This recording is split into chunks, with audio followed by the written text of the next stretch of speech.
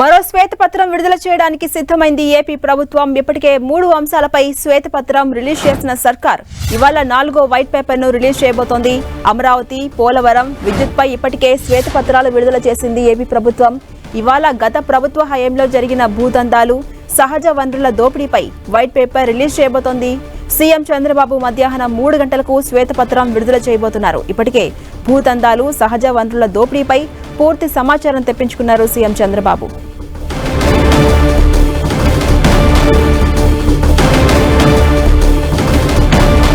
ఇదే అంశంపై మరింత సమాచారం మా ప్రతినిధి విజయ్ చంద్రన్ అందిస్తారు. విజయ్ చంద్రన్, ఈ రోజు ఏపీ సీఎం చంద్రబాబు నాయుడు 4వ శ్వేతపత్రాన్ని విడుదల చేయనున్నారు.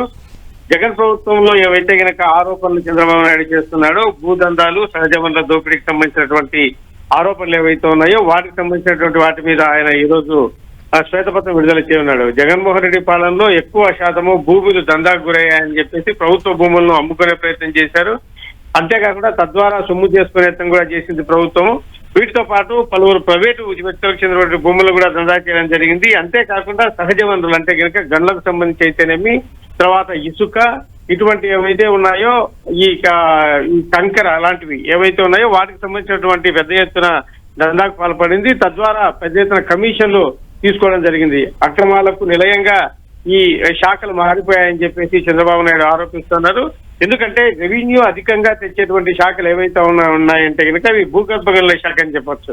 కాబట్టి ఈ భూగర్భ గనుల శాఖ ద్వారా పెద్ద ఎత్తున ప్రభుత్వానికి రావాల్సినటువంటి ఆదాయాన్ని గండి కొట్టారు. అంతేకాకుండా ఉచిత ఇసుక విధానం ద్వారా మేము అనేకమైనటువంటి ప్రజలకు మేలు చేసే కార్యక్రమాలు, తర్వాత రాష్ట్ర ఖజానాకు ఏదైతే కనుక ఆదాయం వస్తుందో దాన్ని ఆశించకుండా మేము పాలసీ చేస్తే దాన్ని తీసేసి నూతన ఇసుక విధానం అని చెప్పేసి ఒకటి తీసుకొని వచ్చి తద్వారా పెద్ద ఎత్తున దోపిడీ చేయడం జరిగింది. రాష్ట్రానికి వచ్చేటువంటి ఆదాయం కంటే వీరు ఎక్కువ శాతం కొలగొట్టడం జరిగింది. ఇతర రాష్ట్రాలకు ఇసుకను తరలించారు.